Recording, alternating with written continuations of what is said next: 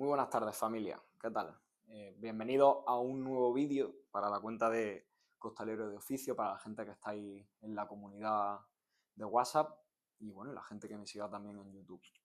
Hoy vamos a hablar de un tema que creo que nos interesa bastante a todos, que es la mejora de tu salto como costalero.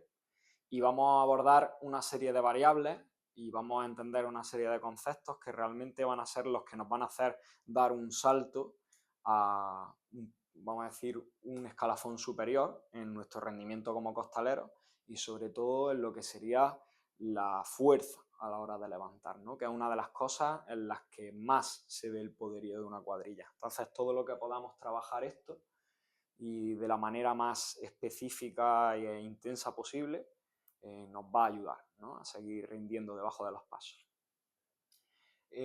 La primera cosa de la que me gustaría hablar es de que al final el salto vertical ha sido un predictor de rendimiento en prácticamente todos los deportes de equipo, en muchísimos deportes olímpicos que requieren de estabilidad. Y al final, en nuestro ámbito, tenemos que verlo como la capacidad o lo que nos va a dar la capacidad de levantar el paso con mucha fuerza. Y creo que todos sabemos que levantar fuerte y por parejo es una de las cosas que más se buscan en una salida. Creo que tenemos claro que queda muy feo ver un paso levantando mal, sin ir todo el mundo por parejo, en el que algún zanco incluso falla a la hora de generar fuerza y se nota un montón cómo se descompone el paso, aunque siempre hay desconexiones a nivel de concentración, porque no se escuchan bien las cosas y demás. Pero cuanto más capacidad tenga de rendir la cuadrilla y cuanta más fuerza tenga a la hora de saltar, y cuanto mejor sea su salto vertical bajo carga, en este caso, mejor. Y esto hay que tenerlo siempre ahí presente. Sobre todo aquellos capataces que me veáis, fomentad esto también, ¿no? Así todo será más vistoso en la calle. Test a tener en cuenta a la hora de mejorar nuestro desempeño como costaleros y sobre todo mejorar nuestra potencia en la levantada, ¿no? Tenemos dos tipos de test. Os vamos a decir que tenemos dos tests que son muy parecidos, pero tienen diferencias bastante sustanciales. En la charla que yo impartí sobre la biomecánica del costalero en marzo, hablaba del squat jump. Este test es un test que se asemeja mucho a la posición que tenemos a la hora de levantar, ¿vale? ¿Por qué? Lo primero de todo, partimos de una posición de semisentadilla en la que no hay componente elástico, es decir, no utilizamos la inercia para saltar y además estamos alrededor, dice más o menos la evidencia, de unos 3 segundos en los que estamos parados para evitar utilizar esa energía elástica que estoy comentando. De esta posición saltamos con toda la fuerza que podamos y se miden variables como la altura del salto, la potencia pico, etc. ¿Vale? Este test tiene varias peculiaridades. Lo primero, testamos exclusivamente la potencia concéntrica, es decir, la capacidad que tenemos, como dice aquí también, de superar la inercia y en nuestro caso debajo del paso, de superar esa carga, esa fuerza que tenemos encima, vamos a decir, mejor dicho, ese obstáculo, esa carga que tenemos encima con la mayor fuerza posible. Un detalle muy importante del squat jump es que no hay CEA. El CEA es el ciclo de estiramiento-acortamiento. El ciclo de estiramiento-acortamiento es un momento dentro del gesto en el que se produce una contracción concéntrica del tendón y una contracción excéntrica posteriormente para generar energía elástica y aprovechar esa energía elástica para saltar más alto, ¿vale? Entonces, este test, al no tener CEA, no mide o no utiliza la energía elástica y mide exclusivamente la capacidad que tenemos de romper esa inercia, superar esa inercia y de generar potencia concéntrica con nuestra musculatura. Por lo cual, nos va a dar unos datos bastante interesantes para ver cuánta capacidad tiene el costalero de superar esa resistencia que le está oponiendo el paso. Y luego tendríamos el counter movement test, ¿vale? O el salto de contramovimiento, se podría decir. Este test es muy parecido al test squat jump, solo que en el squat jump, o el test de salto desde sentadilla, partimos de aquí 3 segundos y no tenemos esa energía elástica para impulsarlos, mientras que en el counter movement jump empezamos aquí o empezamos desde parado y lo que buscamos es utilizar los brazos y toda la energía elástica para saltar lo más alto posible. Por lo cual añadiríamos ese CEA, ¿vale? Ciclo estiramiento-acortamiento. Añadimos un componente elástico y por eso normalmente este test da resultados de salto mayores que el test de squat jump.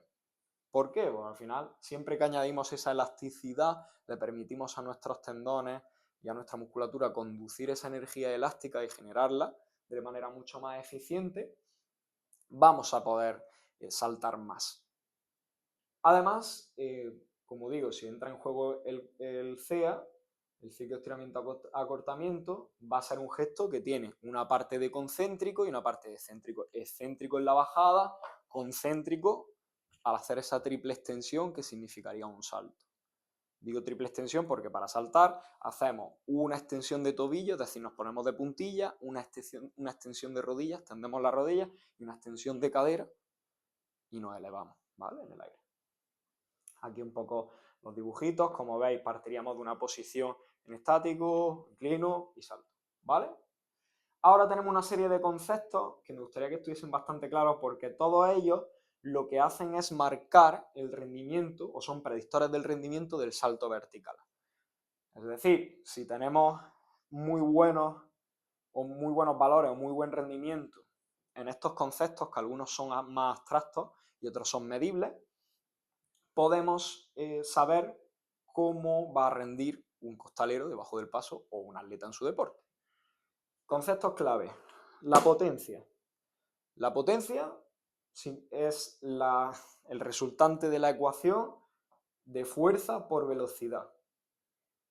Por tanto, tenemos que entender que es la capacidad que tenemos de generar una fuerza a la velocidad máxima que podamos. Esta está muy relacionada con nuestro peso corporal. Se habla de que un atleta es más potente cuanta más fuerza, más velocidad sea capaz de generar con menos peso corporal. Por tanto, dos atletas que sea uno más pesado que el otro, pero que tengan mismos niveles de fuerza y velocidad, el atleta más ligero va a ser más potente que el atleta más pesado.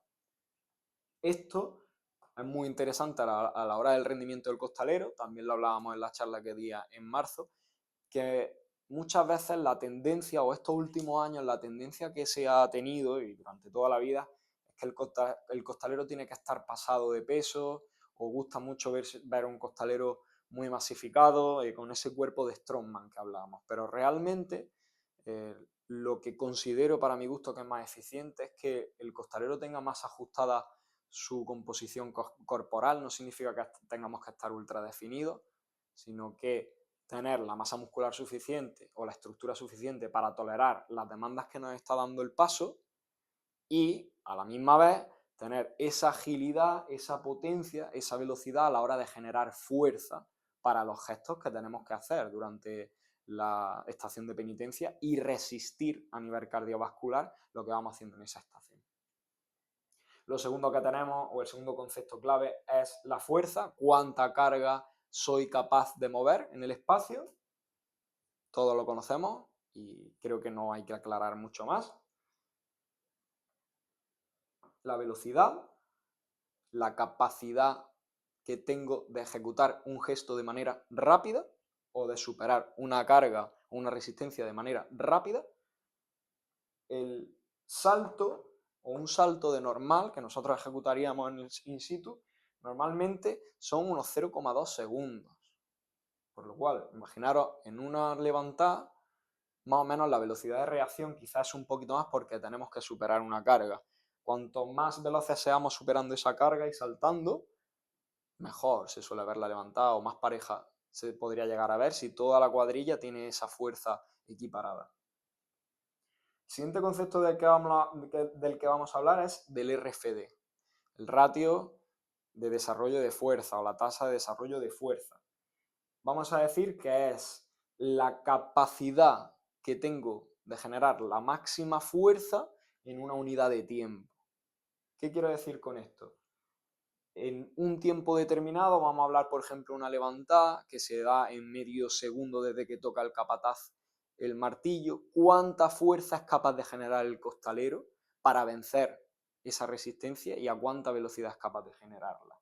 Por lo cual, si el RFD es muy alto, es un predictor de rendimiento bastante importante. Pues si yo soy capaz de generar muchísima fuerza en ese medio segundo, voy a vencer de manera muy eficiente esa resistencia que me está ofreciendo el paso. Por lo cual, mejorar ese RFD y generar más fuerza en menos tiempo va a ser una de las cosas que deberíamos de buscar con el entrenamiento. Lo siguiente de lo que vamos a hablar del stiffness. El stiffness, la traducción sería la rigidez del complejo tendinoso muscular. La stiffness es la resistencia que tiene el tendón a alargarse bajo una fuerza, bajo una carga. Mirad el tendón, o siempre me gusta compararlo, como si fuese una goma elástica o los cables de carga de los puentes. Toleran energía elástica o acumulan energía elástica y la sueltan. Si tienen poca capacidad de deformación, ese tendón va a ser capaz de transmitir mucha fuerza de manera muy eficiente. Y si el tendón es menos rígido, se habla también de que la altura de salto es mayor. ¿Qué necesitamos para ser costaleros? Quizás trabajar un mix de estas dos cosas, pero yo abogo porque haya mayor stiffness. ¿Por qué? Porque cuando nosotros recibimos una levantada, ¿qué es lo que buscamos? Devolver la fuerza lo más rápido posible arriba. Ya lo discutiremos próximamente, pero ya lo dejo por aquí la perla. Yo creo que las levantadas al golpe de toda la vida, de caer aquí y recibir la carga del paso, sin ningún tipo de devolución de la fuerza hacia arriba, me parece bastante nocivo para un costalero. Por lo cual, si mejoramos nuestra stiffness, hacemos ese sistema tendinoso más rígido a nivel de tendón de Aquiles, rotuliano, etcétera, etcétera, lo que vamos a conseguir es generar o acumular esa energía elástica de manera más rápida y transmitir la fuerza de manera mucho más eficiente para devolver toda esa carga que nos cae encima. El siguiente concepto sería la coordinación neuromuscular.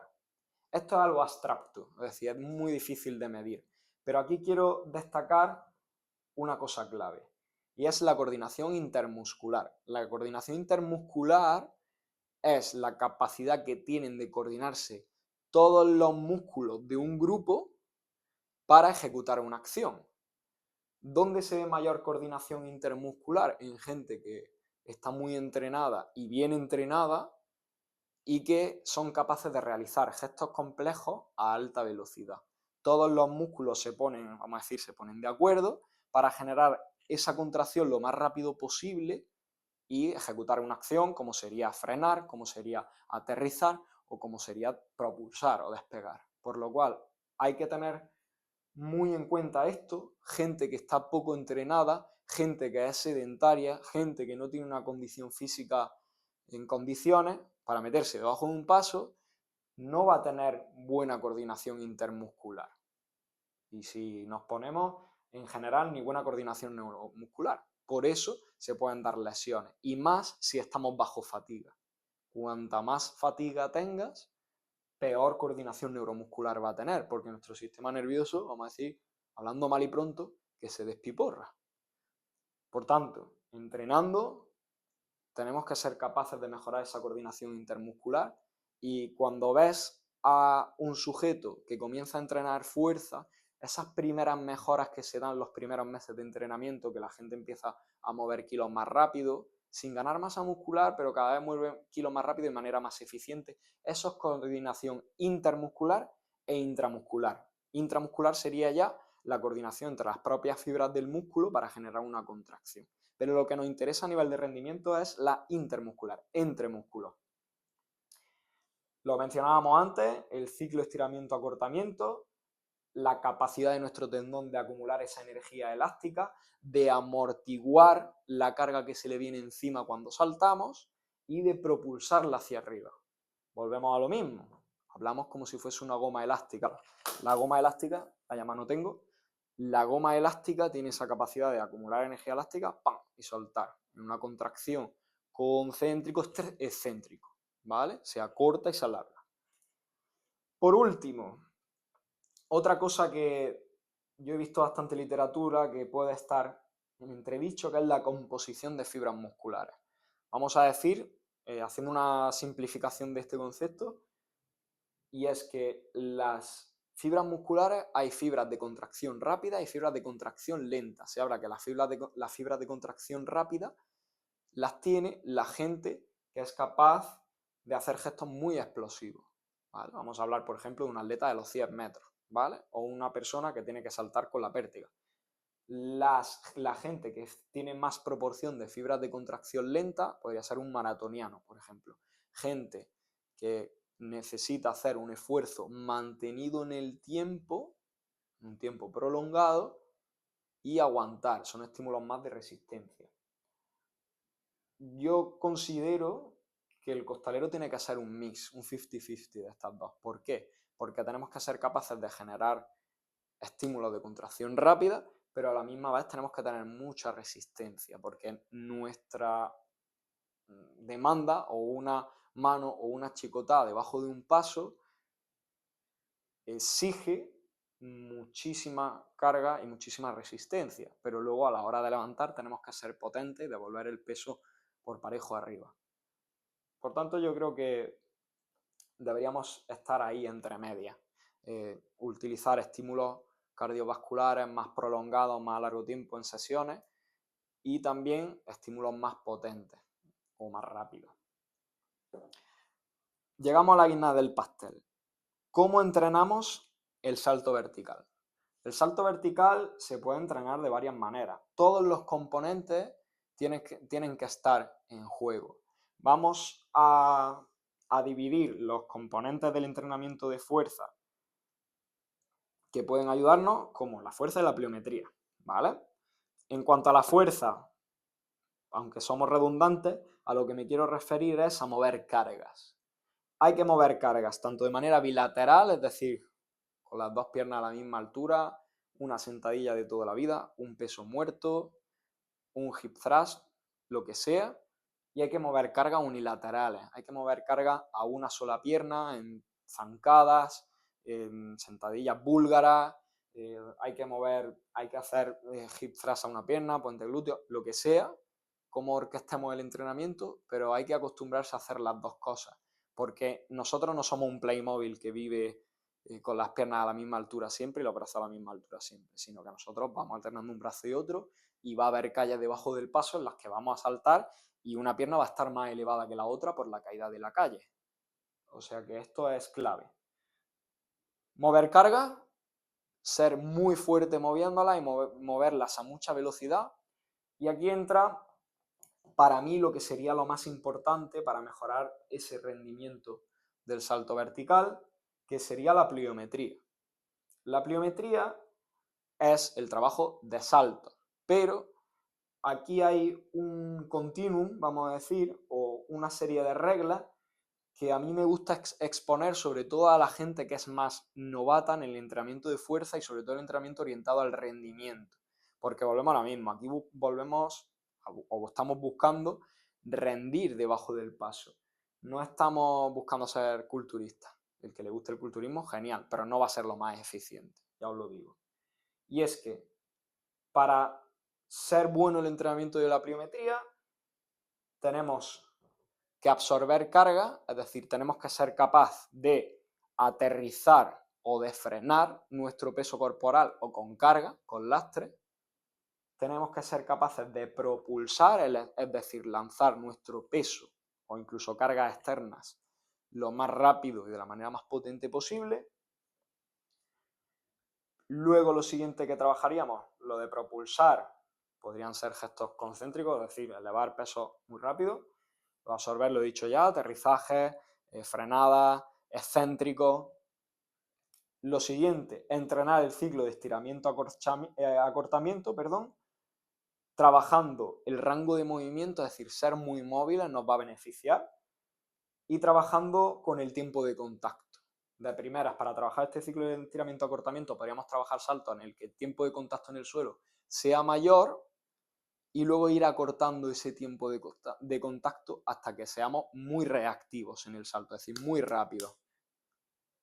Y por último, trabajar la reactividad, es decir, saltos muy rápidos, muy potentes, y la stiffness. Estos 4 conceptos, que podrían ser 5 realmente, aunque todos van unidos, se deben trabajar siempre en las sesiones de pliometría, o enfocar la sesión de pliometría o el bloque de pliometría a trabajar alguno de estos puntos, o 2 o 3 puntos, pero siempre debe haber un pequeño componente de cada uno, un pequeño trocito de cada uno, para mejorar este rendimiento. De nada nos sirve ser capaces de propulsar muy alto y de manera muy potente si luego no somos capaces de absorber esa carga a la hora de caer, ¿no? Se ven muchas cuadrillas que levantan muy fuerte, por ejemplo, pero que luego a la hora de recibir la levantada pierden toda la alegría y todas las ganas con las que han levantado. Por lo cual, tenemos que ir a trabajar todos esos conceptos de la mejor manera. Por último, me gustaría mencionar también 2 estilos de entrenamiento o 2 variables que podríamos tener en cuenta también para mejorar este rendimiento en el salto vertical. Lo primero, los contrastes. Trabajar en contrastes es un método que se viene utilizando también a nivel de rendimiento los últimos años, bastantes años, en los que se combina un ejercicio con cargas altas y un ejercicio pliométrico intensivo. Por ejemplo, hacer una sentadilla pesada y hacer un squat jump, por ejemplo, y saltar lo más alto posible, un par de repeticiones. Aquí aprovecharíamos el PAP que hablábamos en sesiones anteriores o en vídeos anteriores sobre el calentamiento, a ver si lo saco ahora, la preactivación, posactivación, que lo que utilizamos es ese estímulo a nivel del sistema nervioso y buscamos mejorar ese rendimiento en el salto por esa estimulación a nivel de tendón, sistema nervioso. Y por último, la halterofilia. Para la gente que controla a nivel técnico, la halterofilia, en especial, por ejemplo, gestos como el power clean o el jerk arrancada, pueden ser gestos muy interesantes, ya que trabajamos la triple extensión, lo que he hablado antes, trabajamos la stiffness del tendón, la rigidez, trabajamos el ciclo estiramiento-acortamiento, podemos mover cargas pesadas, y es una herramienta que a mí me gusta utilizar si la persona la controla a nivel técnico. En resumen, aquí tenemos un poco el esquema que nos ayudaría a entender todo esto. Es importantísimo que si queréis mejorar el rendimiento como costaleros, que introduzcáis el entrenamiento pliométrico y todas sus variables dentro de vuestro día a día.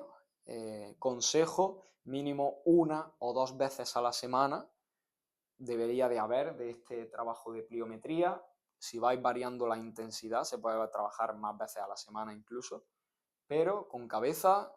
La gente que nunca hayáis trabajado tema de pliometría, saltos, que no impactéis en vuestro día a día, preparad en orden cada una de estas cosas, y si necesitáis cualquier cosa, tenéis alguna duda, pues no dudéis en contactarme. Pero creo que esto puede ser clave a la hora de mejorar el rendimiento de las cuadrillas. Si os ha gustado mucho, y si no, contadme tanto por la comunidad como en comentarios. Y si os ha molado sobre todo, pues compartidlo con vuestra gente, con vuestras cuadrillas. Y estaré encantado de debatir con cualquier persona que quiera aportar más cositas a esta información que voy dando. Un saludo, gente.